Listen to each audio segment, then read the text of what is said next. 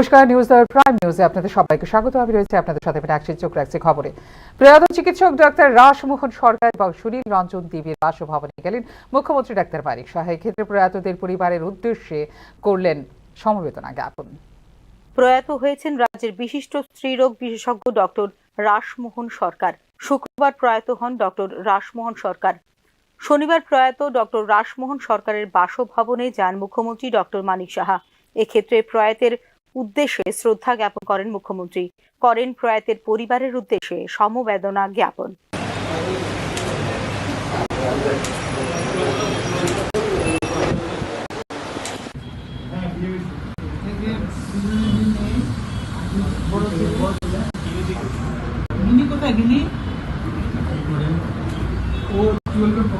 এদিকে গত কিছুদিন আগে প্রয়াত হয়েছেন রাজ্যের বর্ষিয়ান মেডিসিন বিশেষজ্ঞ ডক্টর সুনীল রঞ্জন দেব।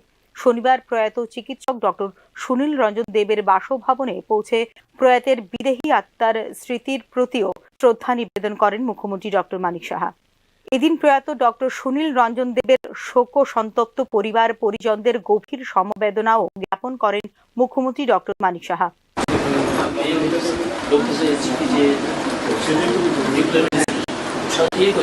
রাজ্যের স্বাস্থ্য পরিষেবায় সুনামের সঙ্গে যারা কাজ করে গিয়েছেন তাদের থেকে শিক্ষা গ্রহণ করে আগামী দিনে কাজ করার জন্য শিক্ষানবিশ চিকিৎসকদের পরামর্শ দিয়েছেন মুখ্যমন্ত্রী ডক্টর মানিক সাহা। চিকিৎসা ক্ষেত্রে এই দুই চিকিৎসকের অসামান্য অবদান চিরস্মরণীয় হয়ে থাকবে বলেও এদিন জানিয়েছেন মুখ্যমন্ত্রী doctor Manik Saha. Bureau report, news নাও।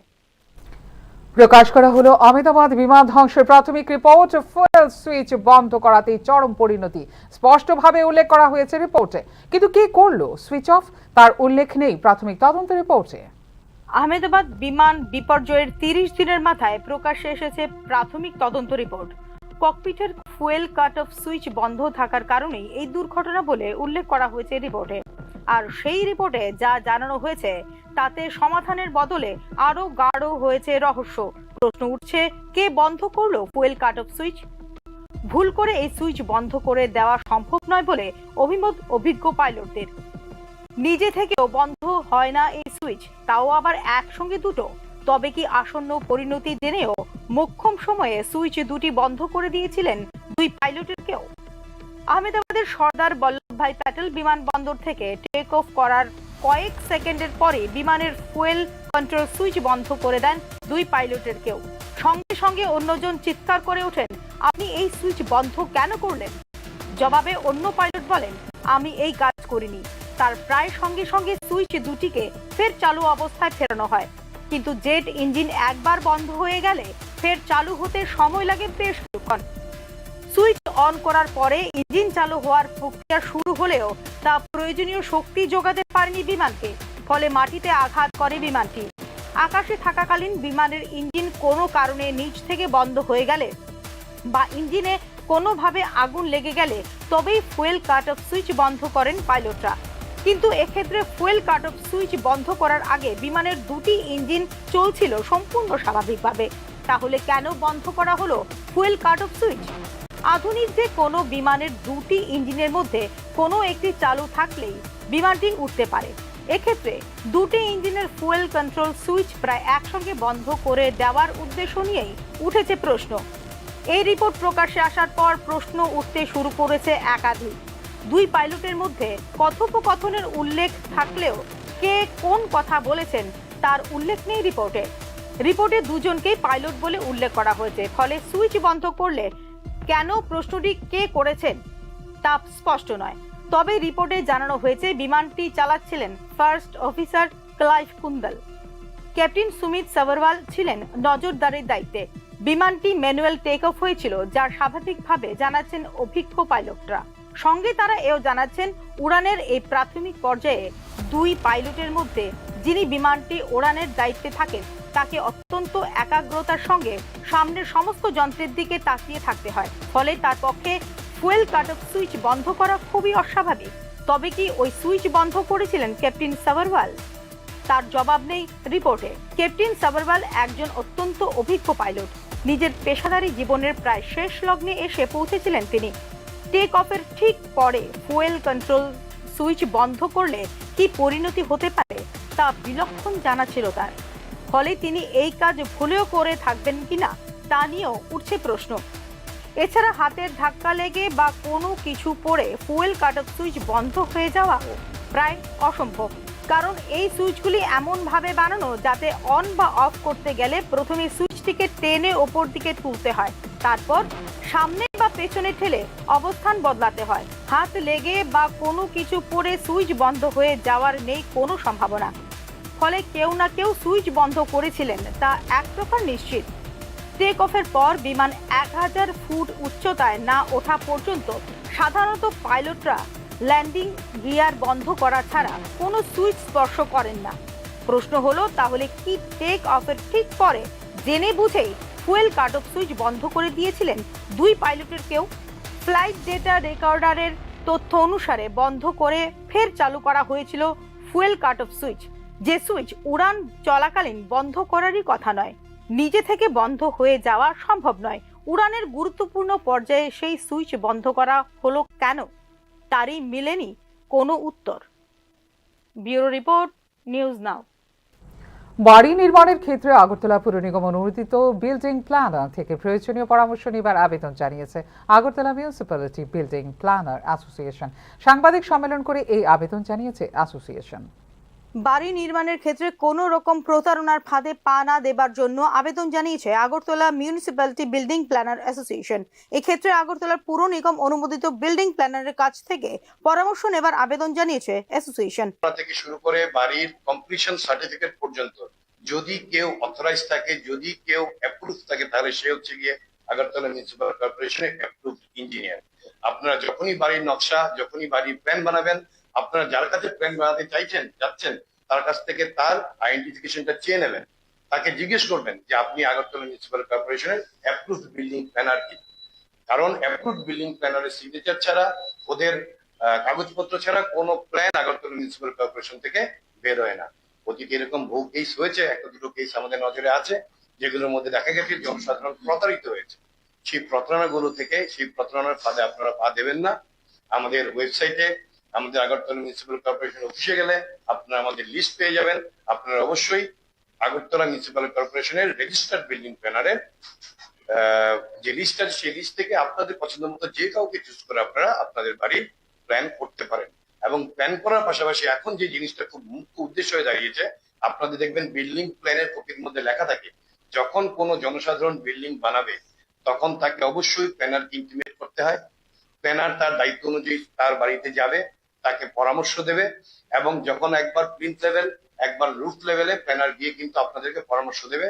আপনাদের স্ট্রাকচারাল ক্যালকুলেশন হোক, আপনাদের বিম, কলাম, এভরি টেকনিক্যাল যা যে রিকোয়ারমেন্টস দরকার আপনাদের প্ল্যানার আপনাদেরকে দেবে উইদিন হিজ রেসপন্সিবিলিটি। তো আপনারা যদি প্ল্যানারকে ইন্টিমেট না করেন, যেটা করতে আপনারা বাধ্য, আপনাদেরকে কিন্তু বাড়ির যে ঝুঁকিপূর্ণ বাড়ি তৈরি করার যে নতুন ব্যবস্থাপনার কারণে বিল্ডিং প্ল্যান অনুমোদনে কিছুটা দেরি হচ্ছে বলে এদিন জানিয়েছে Agartala municipality building planner association.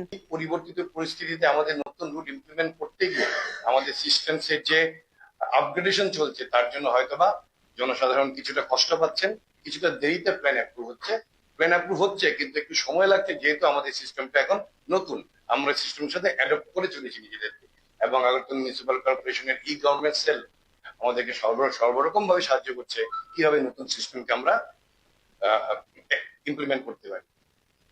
দ্বিতীয় যেটা হচ্ছে, দেখুন আমাদের ত্রিপুরা রাজ্য স্মার্ট সিটিতে পরিবর্তিত হতে চলেছে, কিন্তু ত্রিপুরার যারা জনগণ, আগরতলা যারা জনগণ, যারা বাড়িঘর তৈরি করছে, সাধারণ পাবলিক, তারা সবসময় গভর্নমেন্টের সরকারি রুলস গুলোকে ফলো করেন না, হয়তো বা ফলো করার সুযোগ হয় না, বা ফলো করেন না কখনো কখনো। কি হয়, স্মার্ট সিটির যে কতগুলো গভীর, কতগুলো পরিকল্পিত পথ প্রদর্শন আছে একটা বাড়ি তৈরি করার জন্য, সেই বাড়ি তৈরি করতে গিয়ে যে নিয়ম নীতিগুলো আছে, সেই নিয়ম নীতিগুলো আমাদের আম পাবলিক, আমাদের জনসাধারণ সেগুলো সম্বন্ধে ওয়াকিবহাল নয়। আরেকটা পয়েন্ট হচ্ছে গিয়ে, আমাদের জনসাধারণের মধ্যে এতটুকু সচেতনতা এখনো আসেনি যে একটা বিল্ডিং তৈরি করতে গেলে আমরা অসুস্থ হলে ডাক্তারের কাছে যাই রোগ সারাতে, কিন্তু সারা জীবনের সঞ্চয় দিয়ে যখন একটা বাড়ি বানানো হচ্ছে, সেই বাড়ি বানানোটা যে একজন ইঞ্জিনিয়ারের গাইডেন্স, একজন ইঞ্জিনিয়ারের সুপারভিশনে করা উচিত, সেই সচেতনতা এখন আমাদের সর্বাংশে 100% আমাদের জনগণের মধ্যে আসেনি। এই সবগুলো দিকে লক্ষ্য রেখে আমাদের অ্যাসোসিয়েশনের জন্ম। বর্তমানে আগরতলা পৌর নিগম অনুমোদিত বিল্ডিং প্ল্যানার এবং ইঞ্জিনিয়ার রয়েছেন মোট 70 জন। এক্ষেত্রে নতুন বিল্ডিং রুলস বিষয়ে জনসাধারণকে সচেতন হবার আবেদন জানিয়েছে Agartala municipality building planner association. Bureau report, news now. 2-3 দিনের টানা বর্ষণে নদী গর্ভফুলে যে বিধ্বংসী আকার ধারণ করেছিল, এতে ভেসে যায় বিলোনিয়ার বহু বাড়িঘর, নষ্ট হয়ে যায় আসবাবপত্র সহ বহু মূল্যবান জিনিসপত্র। বাধ্য হয়ে 12টি শেল্টার হাউসে আশ্রয় নিতে হয় 231 পরিবারের 5 শতাধিক মানুষ।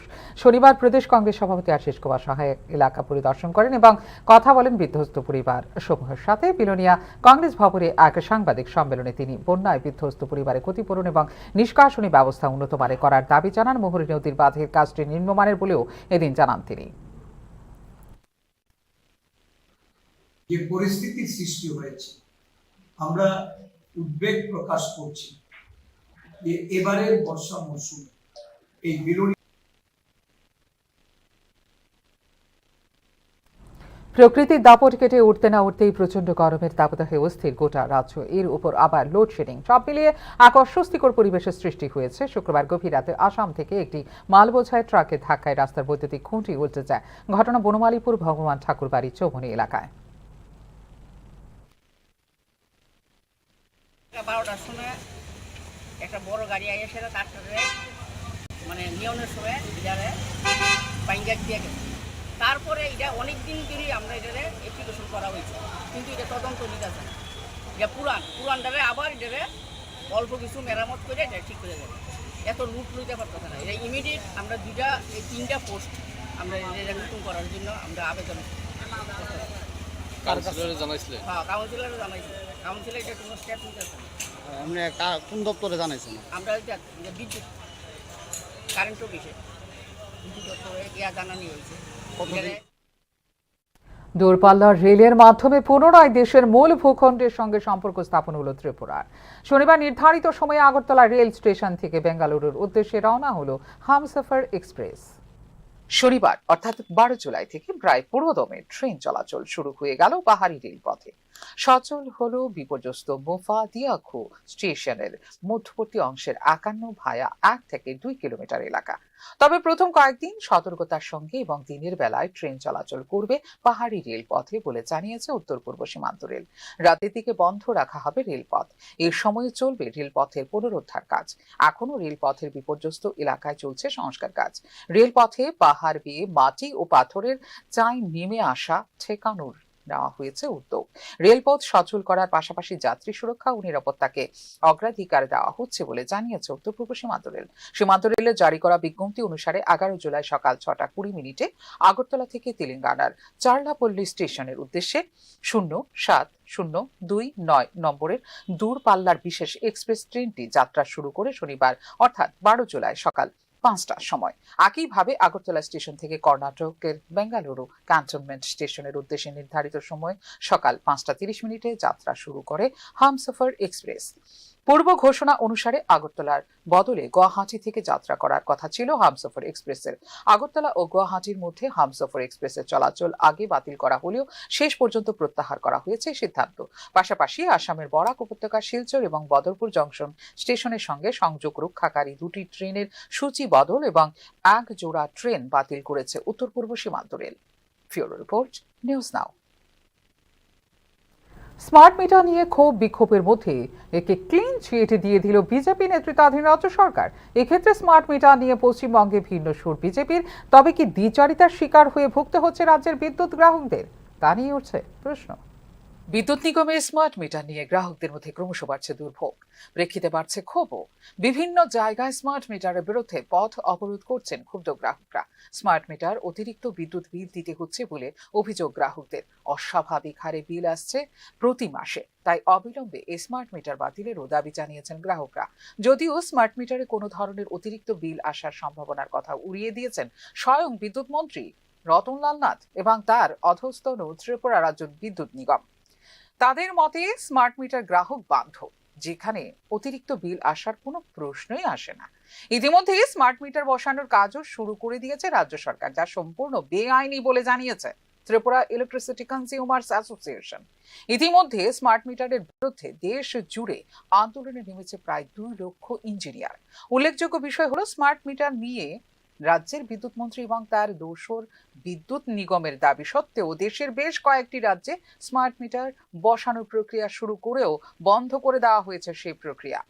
এক্ষেত্রে কেন্দ্রীয় মন্ত্রী তথা পশ্চিমবঙ্গ বিজেপির প্রাক্তন সভাপতি সুকান্ত মজুমদারও কিন্তু স্মার্ট মিটার নিয়ে যা বলেছেন তা মন্ত্রী রতনলাল নাথের বক্তব্যের পুরোপুরি বিরোধী। স্মার্ট মিটারে অতিরিক্ত বিল আসে বলে পশ্চিমবঙ্গে ওই মিটার বাতিলের দাবি তুলেছেন সুকান্ত মজুমদারও নিজেও। আপনারা যদি মনে করেন লাগাতে দেবেন, ইয়েস। যদি মনে করেন লাগাতে দেবেন না, সেটাও ইয়েস।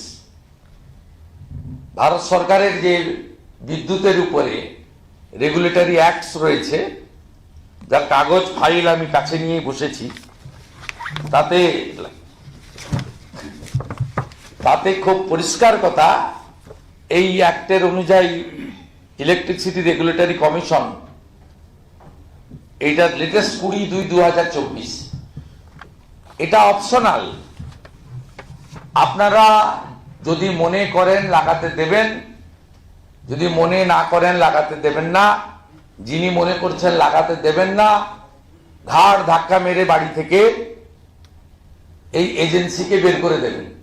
অর্থাৎ দেশের এক রাজ্যে বিজেপি যখন স্মার্ট মিটারের বিরুদ্ধে আওয়াজ তুলছে, সেই সময়ে আরেক রাজ্যে এক প্রকার জোর করে স্মার্ট মিটার বসানোর উদ্যোগ নিয়েছে বিজেপি সরকার। শুধু উদ্যোগই নয়, স্মার্ট মিটারের গুণ কীর্তনও গাইছেন বিদ্যুৎ মন্ত্রী থেকে শুরু করে তার দোসররা। এই এক অদ্ভুত দ্বিচারিতা বলে মনে করছেন রাজ্যের সাধারণ মানুষ। গোটা দেশে স্মার্ট মিটারের বিরুদ্ধে আওয়াজ তুলছেন মানুষ। ইতিমধ্যে স্মার্ট মিটার বাতিল করতে বাধ্য হয়েছে পশ্চিমবঙ্গ সরকার। কাশ্মীর সহ দেশের অনেক জায়গায় বাতিল করা হয়েছে স্মার্ট মিটার বলে ইতিমধ্যেই নিজেদের অবস্থান স্পষ্ট করে দিয়েছে সিপিআইএম। স্মার্ট মিটার বিদ্যুৎ বিলে ব্যাপক কারচুপি এবং অতিরিক্ত বিদ্যুৎ বিলের বহু অভিযোগ রয়েছে বলেও জানিয়েছে সিপিআইএম। 2018 সাল পর্যন্ত রাজ্যে বামফ্রন্ট সরকার থাকার সময়ে এই রাজ্যে বিদ্যুতের দাম গড়ে প্রতি ইউনিট 3 টাকা 99 পয়সা ছিল।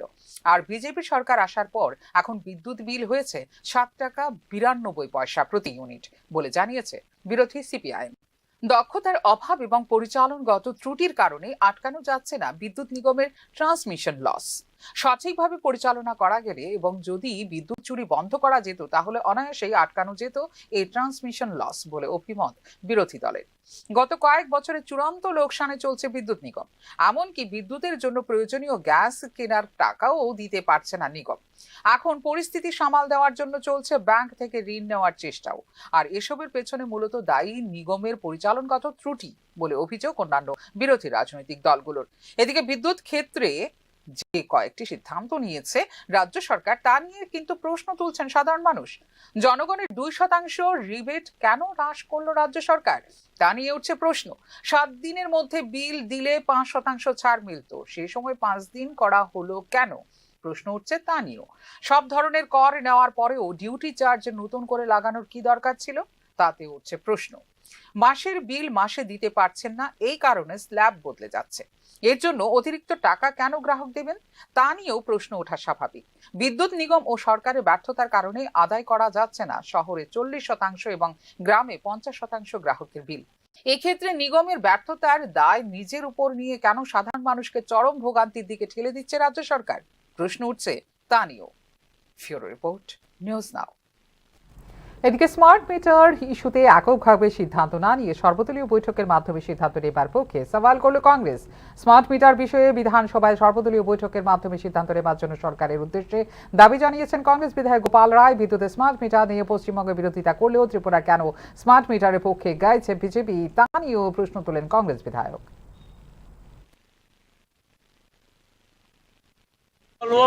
স্মার্ট মিটার সবাই সর্বদলীয় মিটিং করে এবং অ্যাসেম্বলিতে সব এমএলএদের নিয়ে বসে এটা একটা সর্বদলীয় সিদ্ধান্ত নেওয়া উচিত। এবং স্মার্ট মিটার যদি ভালোর জন্য হয় তাহলে পশ্চিমবাংলা কেন আপনার বিরোধিতা করছেন, তাহলে এখানে পশ্চিমবাংলার এটা এখানে হবে না কেন? আপনি জনগণের উপর অনেক কর চাপিয়েছেন, বিদ্যুৎ মাশুল বাড়িয়েছেন, গ্যাসের দাম বাড়িয়েছেন, সব বাড়িয়েছেন, বাড়ির ট্যাক্স বাড়িয়েছেন। সুতরাং এগুলি বাতিল করা হোক আমাদের দাবি। রাজ্যকে করতে হবে আরো উন্নত, এগিয়ে নিয়ে যেতে হবে সামনের দিকে। কর্মের সফলতা মানেই রাজ্যের সফলতা। শনিবার নজরুল কলাক্ষেত্রে স্টেট রোড অ্যান্ড বিল্ডিং দপ্তরের ইঞ্জিনিয়ার্সদের পক্ষ থেকে নতুন যুবক ইঞ্জিনিয়ারদের সংবর্ধনা দিতে এসে নতুন ইঞ্জিনিয়ার্সদের এভাবে পরামর্শ দেন স্টেট রোড অ্যান্ড বিল্ডিং দপ্তরের চিফ ইঞ্জিনিয়ার রাজীব দেববর্মা। অনুষ্ঠানে 196 জন নতুন ইঞ্জিনিয়ার্সদের দেওয়া হয় সংবর্ধনা। অনুষ্ঠানে উপস্থিত সকলের মধ্যে দেখা দেয় উৎসাহ উদ্দীপনা। ফিউচার যে আমরা সবাই মিলে একটা টিম হিসাবে ত্রিপুরা রাজ্যের যে ইনফ্রাস্ট্রাকচার ডেভেলপমেন্ট সরকার, আমাদের রাজ্য সরকারের যে পরিকল্পনা, রাজ্যকে একটা এক ত্রিপুরা শ্রেষ্ঠ ত্রিপুরা যে একটা স্লোগান আছে, সেটাকে রূপ দেওয়ার ক্ষেত্রে আমরা সবাই মিলে এটাকে বাস্তবে রূপ দেওয়ার জন্য আপ্রাণ চেষ্টা করব। আমি আপনাদের সবাইকে আবার অবশেষে খবরের জেরে সেল হলো অবৈধ বিটুমিনাস প্লান্ট। স্বস্তির নিঃশ্বাস ফেলল কৈলাসহর জেলা হাসপাতালে রোগী, চিকিৎসা কর্মীরা। অবৈধ বিটুমিনাস প্লান্ট নিয়ে প্রশাসনিক নিষ্ক্রিয়তার অভিযোগ জানিয়েছিলেন চিকিৎসক এবং চিকিৎসা কর্মীরা। অবশেষে ঊনকোটি জেলা হাসপাতালের চিকিৎসক সহ স্বাস্থ্য কর্মীদের সাংবাদিক সম্মেলনের 24 ঘন্টার মধ্যে জেলা হাসপাতালের পাশে অবৈধভাবে গড়ে ওঠা বিটুমিনাস প্ল্যান্ট বন্ধ করে দিল স্থানীয় প্রশাসন। বিষয়টি নিয়ে শুক্রবার সংবাদ পরিবেশন করেছিল নিউজ নাও। অবৈধভাবে গড়ে ওঠা বিটুমিনাস প্ল্যান্ট বন্ধ করে দেওয়ায় স্বস্তির নিঃশ্বাস ফেললেন চিকিৎসক সহ স্বাস্থ্যকর্মী এবং সংশ্লিষ্ট এলাকাবাসী। কৈলাসহরের ভগবাননগর এলাকায় ঊনকোটি জেলা হাসপাতালের পাশে বিগত 1.5 বছর পূর্বে গড়ে তোলা হয়েছিল অবৈধ বিটুমিনাস প্ল্যান্ট। এই বিটুমিনাস প্ল্যান্টের পাশেই রয়েছে জেলা হাসপাতাল এবং হাসপাতালের কোয়ার্টার কমপ্লেক্স। সেই কোয়ার্টার কমপ্লেক্সে বসবাস করেন জেলা হাসপাতালের চিকিৎসক সহ স্বাস্থ্যকর্মীরা। বিটুমিনাস প্ল্যান্টের ধোঁয়ার ফলে হাসপাতালে আসা রোগী সহ রোগীর আত্মীয় স্বজনরা এবং চিকিৎসক সহ স্বাস্থ্যকর্মী এবং পরিবারের সদস্যরা নানান অসুখ বিসুখে আক্রান্ত হচ্ছে বিগত 1 বছর ধরেই। অবৈধ এই বিটুমিনাস প্ল্যান্টের বিরুদ্ধে জেলা হাসপাতালের চিকিৎসক সহ স্বাস্থ্যকর্মী এবং স্থানীয় এলাকাবাসীরা কয়েকবার স্থানীয় মহকুমা শাসক, জেলা শাসক সহ প্রশাসনের বিভিন্ন আধিকারিকদের জানিয়েছিলেন লিখিতভাবে। কেউ কোনো ধরনের পদক্ষেপ না নেওয়ায় জেলা হাসপাতালের পক্ষ থেকে রাজ্য পরিবেশ দূষণ নিয়ন্ত্রণ দপ্তরের কাছে লিখিতভাবে অভিযোগ জানানোর পর চলতি মাসের 1 জুলাই বিটুমিনাস প্ল্যান্টটি বন্ধ করে দেওয়ার জন্য আদেশ বের হবার পরও বিগত 1 সপ্তাহ ধরে দিব্যি চলছিল বিটুমিনাস প্ল্যান্টটি। প্রেক্ষিতে কোনো উপায় না দেখে 11 জুলাই শুক্রবার ঊনকোটি জেলা হাসপাতালে সাংবাদিক সম্মেলন করে তীব্র বিক্ষোভ প্রকাশ করেন জেলা হাসপাতালের চিকিৎসক সহ স্বাস্থ্যকর্মীরা।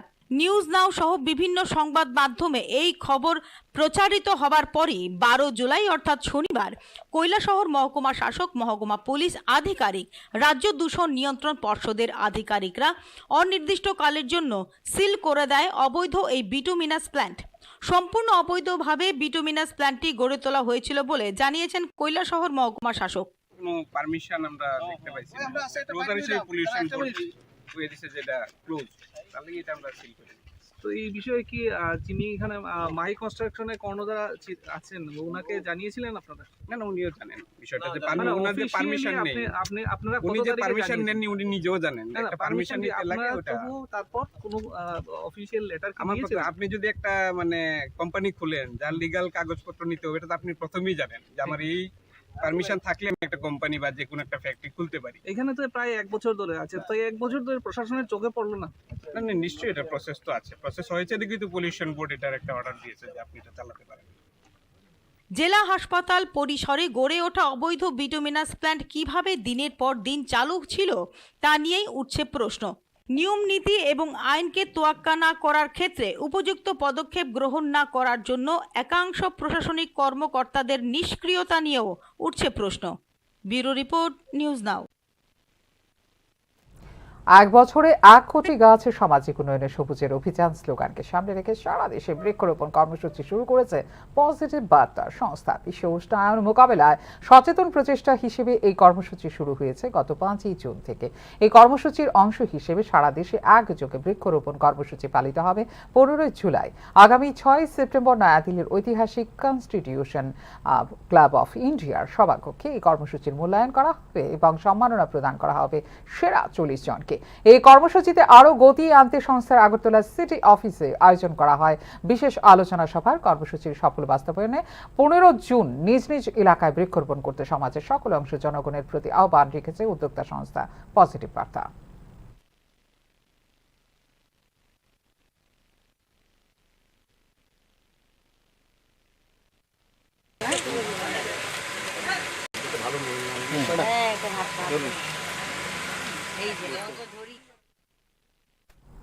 এখনকার মতো এই মুহূর্তের সংবাদ এই পর্যন্ত। অন্যান্য আপডেটস দেখার জন্য অবশ্যই নজর রাখতে হবে নিউজ নাওর পর্দায়।